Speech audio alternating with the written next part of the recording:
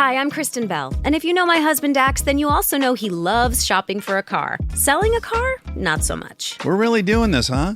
Thankfully, Carvana makes it easy. Answer a few questions, put in your VIN or license, and done. We sold ours in minutes this morning, and they'll come pick it up and pay us this afternoon.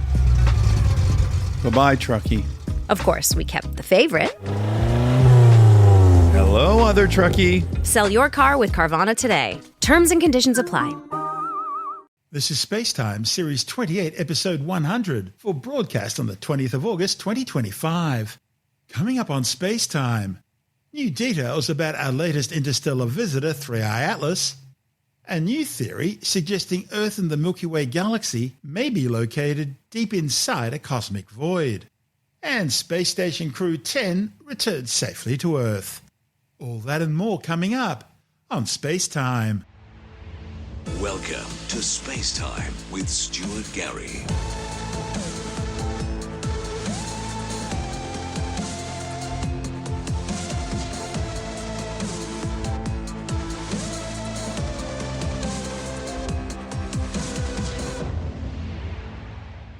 Astronomers using NASA's Hubble Space Telescope have taken the sharpest observations yet of our latest interstellar visitor, the comet 3I Atlas.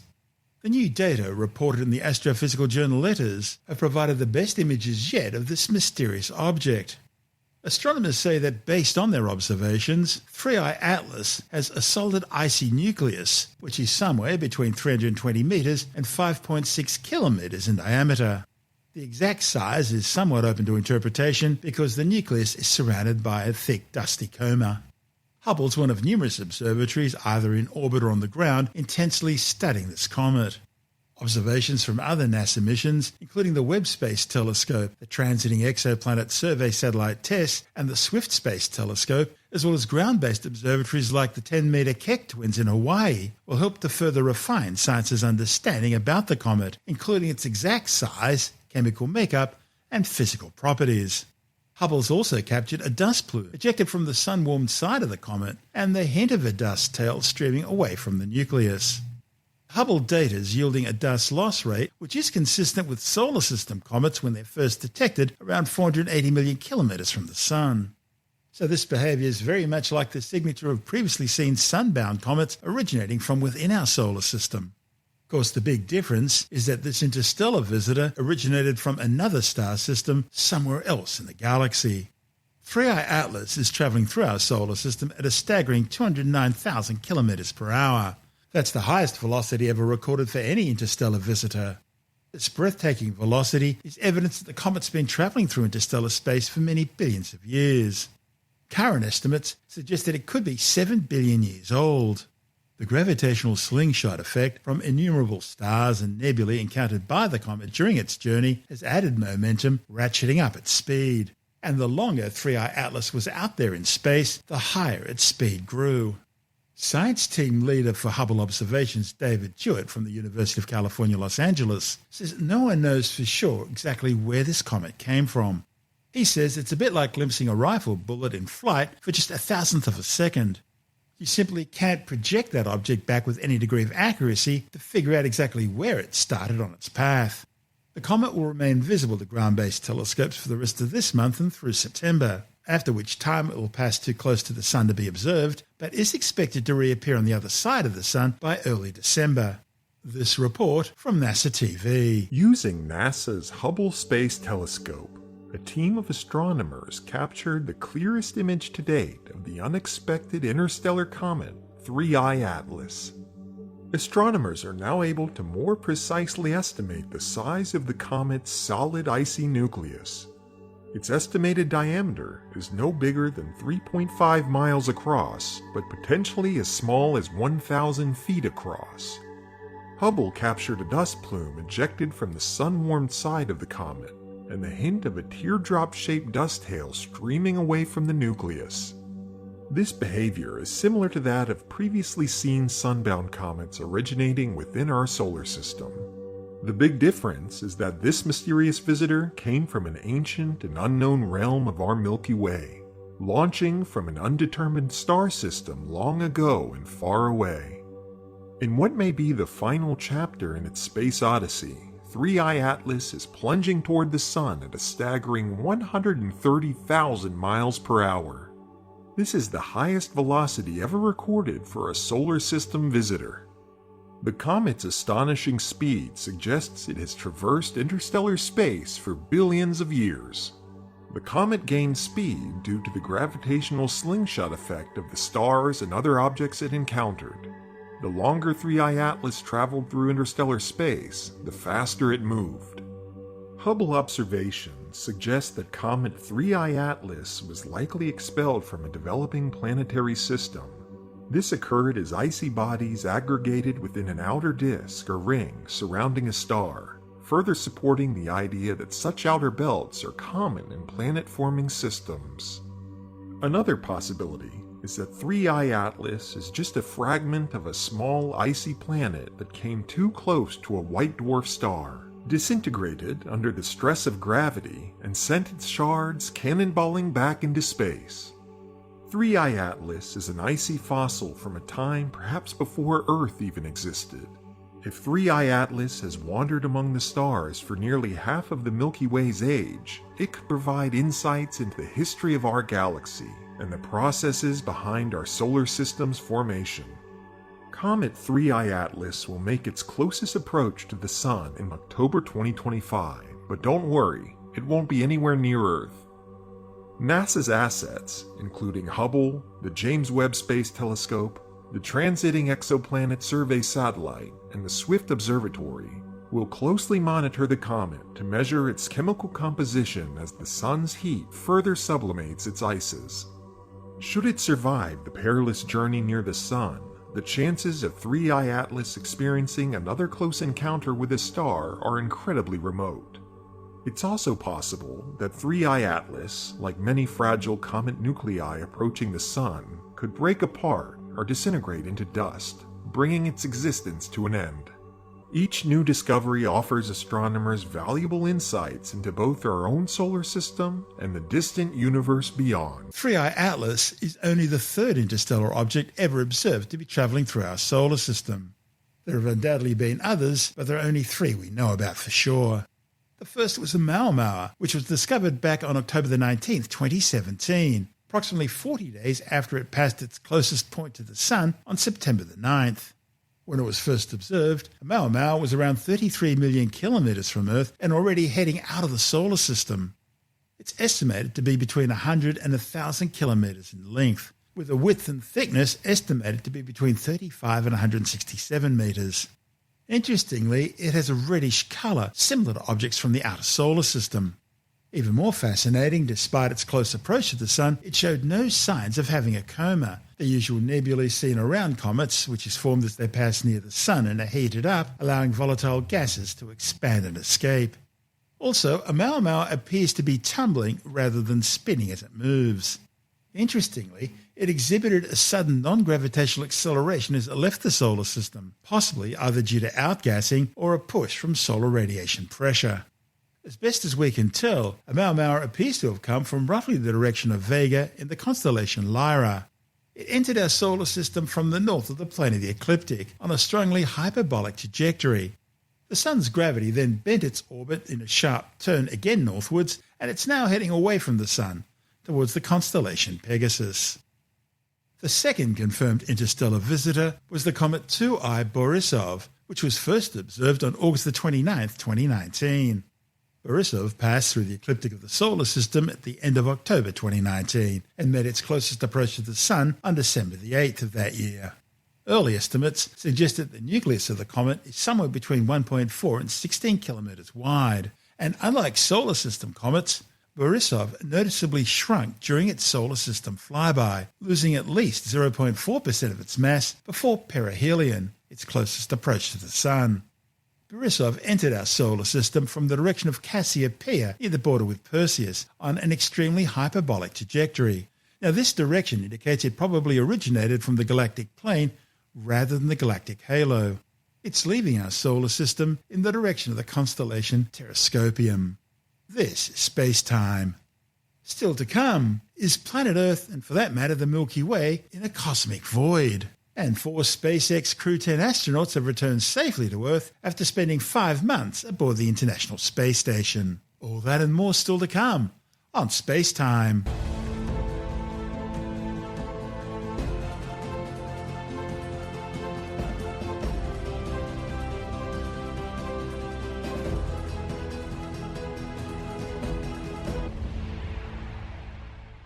Observations tell astronomers that the large-scale structure of the universe is shaped sort of like a giant cosmic web, comprising filaments of galaxies, galaxy clusters and superclusters spread around the edges of giant, near-empty voids.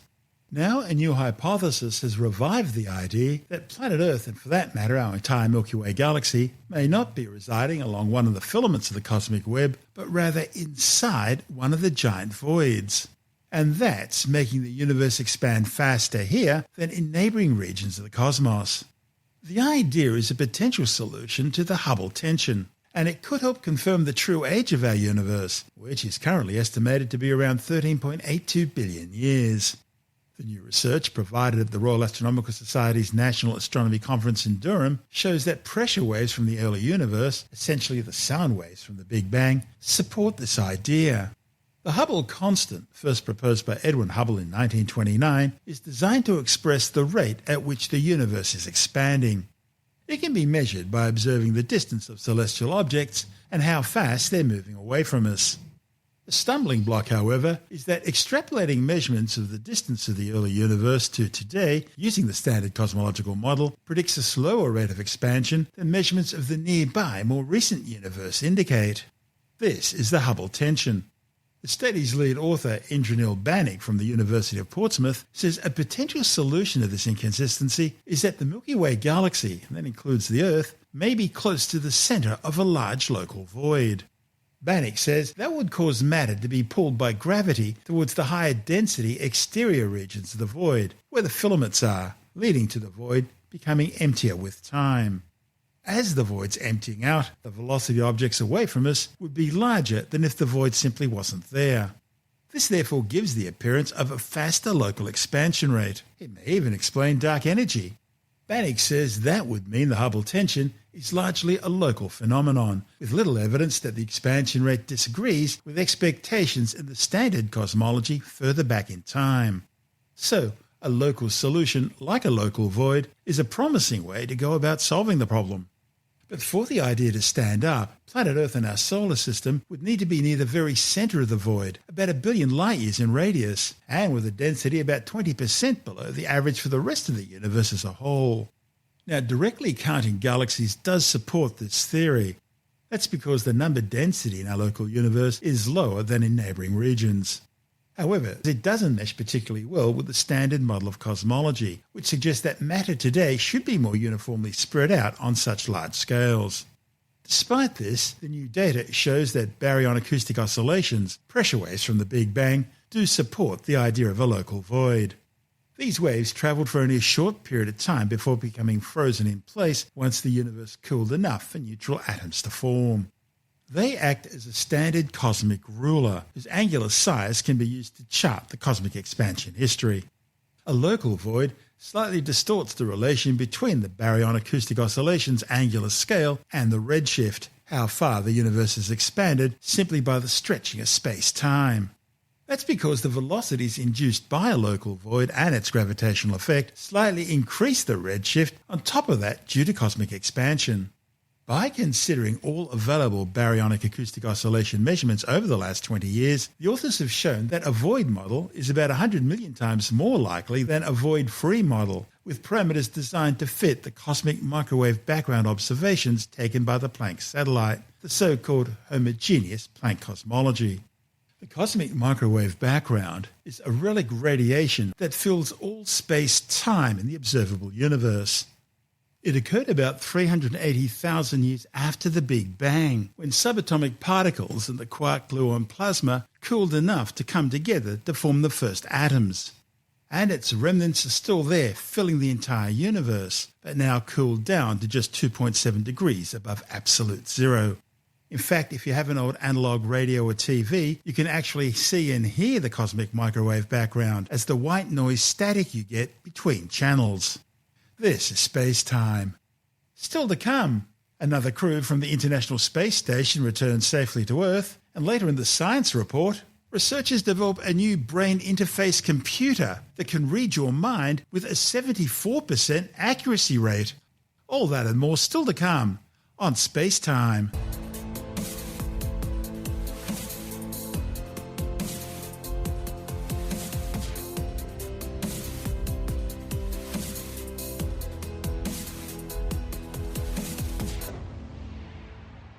Four SpaceX Crew 10 astronauts have returned safely back to Earth after spending 5 months aboard the International Space Station.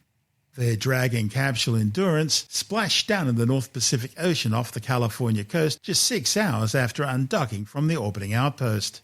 They've been replaced by 4 SpaceX Crew 11 team members who arrived on station last week. During their stay on station, the team contributed to more than 200 scientific experiments, including studying plant growth, how cells interact to gravity, and the effect of microgravity on the human eye. This is SpaceTime.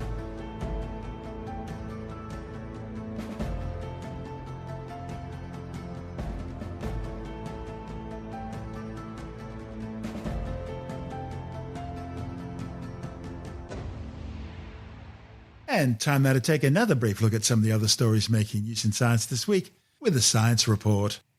A new study suggests a Mediterranean-style diet may help slow down cognitive decline. A report in the Journal of the American Medical Association measured hippocampal sclerosis, a severe decline in brain cells and processes in areas of the brain linked with dementia and Alzheimer's. The study involved 809 people for whom dietary information and brain autopsies were available. They found those on diets which combine elements of a Mediterranean diet and dietary approaches to stop hypertension were less likely to have signs of hippocampal sclerosis in their brains. The authors say the findings suggest that sticking to a Mediterranean diet may well help reduce the risk of dementia and Alzheimer's disease. Scientists have discovered fossil evidence of a new species of ancient whale on Victoria's surf coast.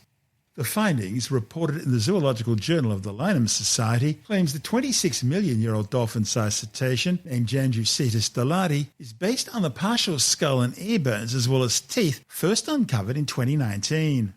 It featured a short snout, large forward-facing eyes, razor-sharp slicing teeth, and a compact body built for hunting. The study, which is thought to have been of a juvenile, offers remarkable insights into the early evolution of baleen whales, the filter-feeding giants now cruising our oceans. Scientists have developed a new brain-computer interface that can read your mind with a 74% accuracy level. A report in the journal Cell claims the device could even decode your innermost thoughts. The authors measured brain activity in 4 people who had severe paralysis from motor neuron disease or brainstem stroke, recording their inner speech data. They then trained an artificial intelligence model to interpret the imagined words. The AI was able to decode sentences from a vocabulary of up to 125,000 words with an accuracy level of 74%. They also demonstrated that it could use a password to start the system decoding, such as Chitty Chitty Bang Bang, which it was able to recognize with 98% accuracy. The authors say the new findings could help people communicate even if they're unable to audibly speak. Well, the final countdown's now underway to tomorrow's launch of the latest Google Pixel 10 smartphones. Rumours suggest the new phone will include a Tensor G5 chip, higher spec cameras, a new range of colours, battery upgrades, and the ability to work with MagSafe accessories, just like Apple. With the details, we're joined by technology editor Alex Zaharov-Reutt from TechAdvice.life. It's the 10th generation of Google's phones, and currently they have their regular model, they have 2 Pro models, a smaller one and a larger one, and they have the folding phone as well. So there's going to be faster processors, better cameras, more AI, and they're going to really give a challenge to what Apple is doing, because Apple is behind in AI. They're late both with a folding phone and also with their AI as well. Yeah, Apple has been working on having a folding phone with no crease in the screen, and the screen supplier is Samsung. Now, Samsung earlier this year did show off a folding screen technology that had no crease, but obviously it takes time to go from a model that you show at a trade show to a model that is able to be produced at the scale that both Samsung requires for its own devices and, of course, at the scale that Apple requires, which is, in theory, many orders of magnitude more because, of course, Apple sells the most phones compared to anybody else. Now, Apple has been working very hard on AI, but it's had a number of its staff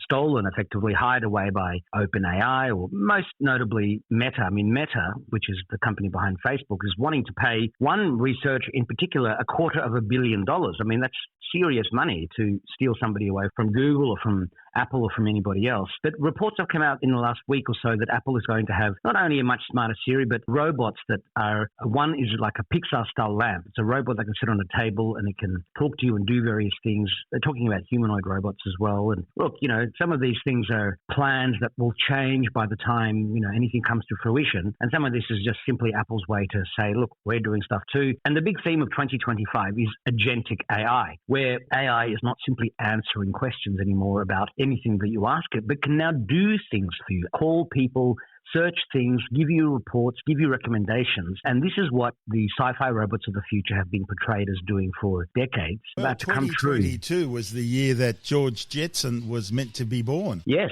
2062, that was when the Jetsons were set. Yeah. I mean, you still don't have the George Jetson car that can shrink down into the size of a briefcase. Realities and all the rest. Sprockets haven't offered me a job yet. Yeah, that's right. I'm looking forward to that happening one day. I mean, of course, Space Release Sprockets did have Zoom predicted. We do, of course, have all sorts of robot vacuum. Yeah, well, we have all sorts of robot vacuum cleaners. It's a no-brainer that we're going to have home robots in the style of Optimus, in the style of a humanoid android, that will be able to have multiple tasks. I mean, that's within the next 5 years they're talking about that, and they won't be that expensive. Yeah, that's the beginning. Obviously, we want robots to effectively become as affordable as a good smartphone is today. That's Alex Zaharov-Reutt from TechAdvice.life.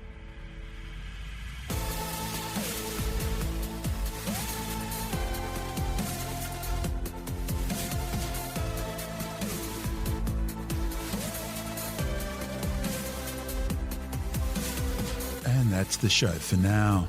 SpaceTime is available every Monday, Wednesday and Friday through Apple Podcasts, iTunes, Stitcher, Google Podcast, Pocket Casts, Spotify, Acast, Amazon Music, Bytes.com, SoundCloud, YouTube, your favourite podcast download provider, and from spacetimewithstuartgary.com. SpaceTime's also broadcast through the National Science Foundation on Science Zone Radio and on both iHeartRadio and TuneIn Radio.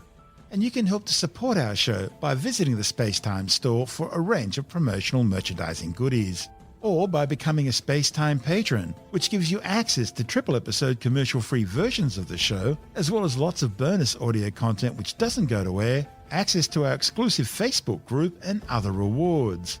Just go to spacetimewithstuartgary.com for full details. You've been listening to SpaceTime with Stuart Gary. This has been another quality podcast production from Bytes.com.